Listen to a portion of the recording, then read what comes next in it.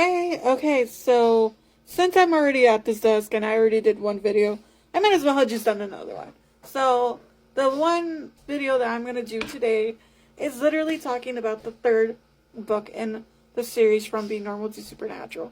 The third book is called From Everyone is After Mikayla to What Really Happened to Fred Dela Rosa. Now, this story is told in Caesar's perspective. The reason why I told it in his perspective was because, again, if you haven't read these books, spoiler alert, Caesar ends up having a child with a girl that he starts to date later on in, I think it was 2 or 3.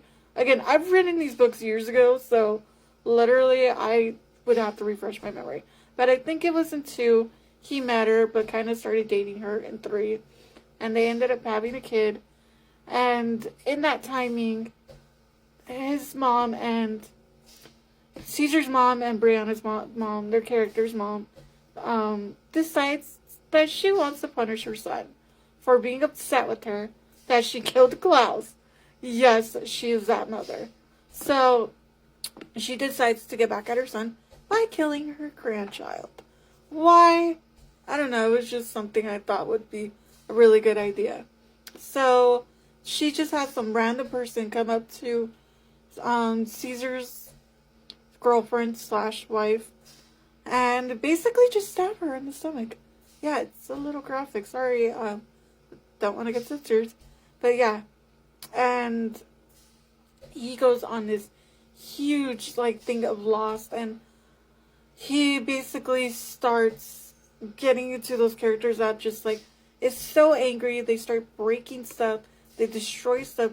They almost murder people. He ends up hurting. He ends up injuring, not murdering, injuring people. And they have to basically stop him and tell him it's okay to be sad about losing a child. And in this book too, what angers him the most is that not only did he lose his child, but his sister then ends up pregnant with her third child. Yes, Brianna and Klaus have another kid that was named after 2 of his cousins that are in the book later on. Are in this book. They are introduced in 2 and are in 3 a little bit. Also, Brianna is kidnapped in this one by a bunch of vampires that really can't stand Klaus and his family, his cousins and stuff, because of the way they are. They were those, back in the day, when they first got turned into vampires, they were those stuck-up vampires who oh, you can't do nothing to me, because they're very hard to kill, because they're the original ones. I believe I said that a blade has to kill them, a very specific blade, a very special blade has to kill them.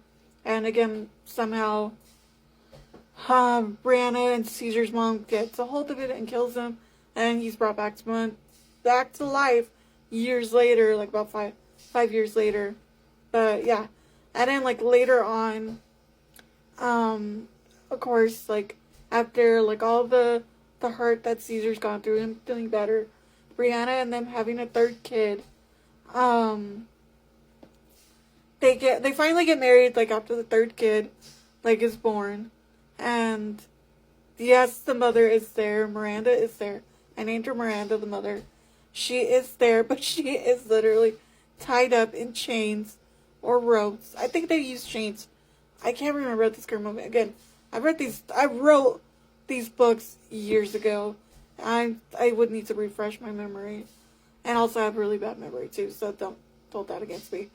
But yeah, so they had to what's it called? And they had to tie her down just so she could be at her daughter's wedding.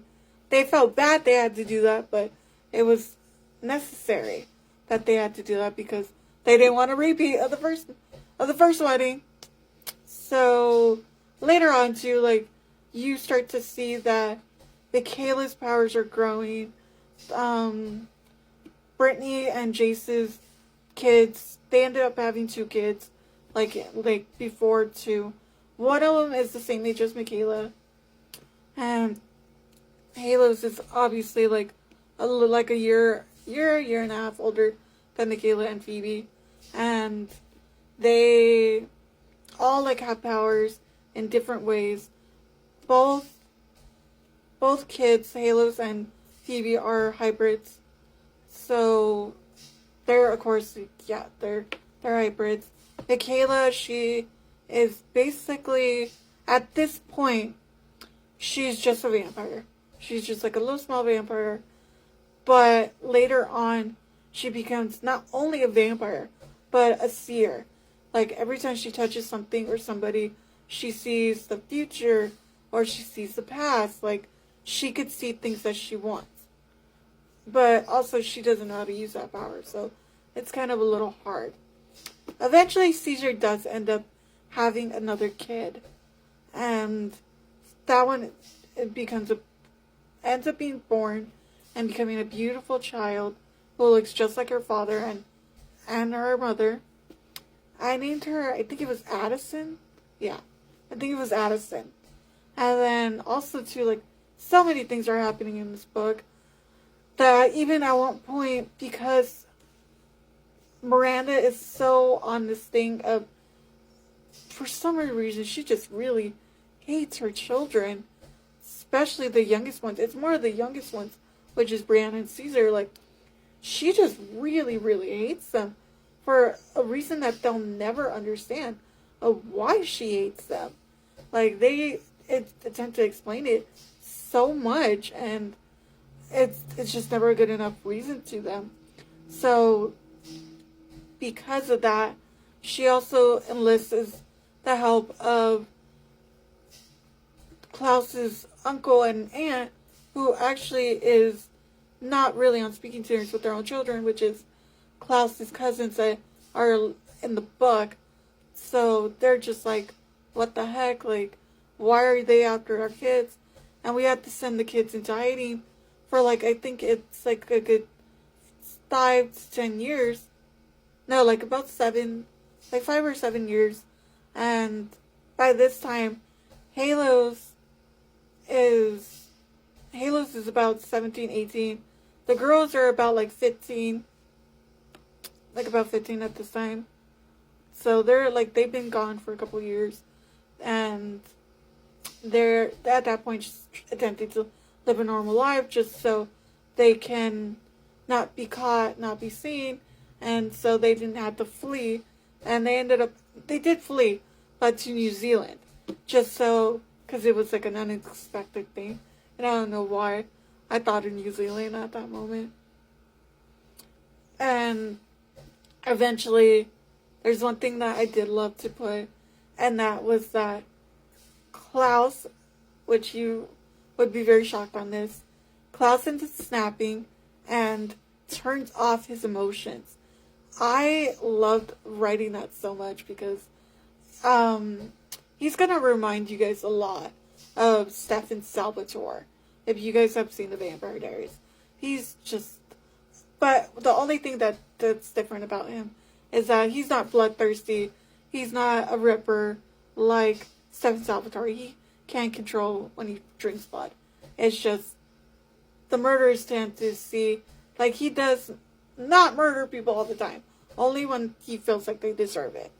But him turning off his emotions was I think, a really good choice. And I really loved the choice I made. And the things I had him do were so crazy, unexpected, even to me. Even though I was writing it, like, again, like, when I write these books, I'm like, and I read back, like, the chapter I read, I'm just like, oh my god, I want to know more. And I'm like, wait, dummy, I'm the one who's writing it. Oh my god. So, but thank you to everyone who has read these books, who have shared these books. Again, if you guys need my links to the books, please let me know. Message me on Instagram. Message me on, if you have me on my private one, message me there. If you don't have it, just message me on the profile that's on there, and I will send you guys the links. But thanks. Have a nice day.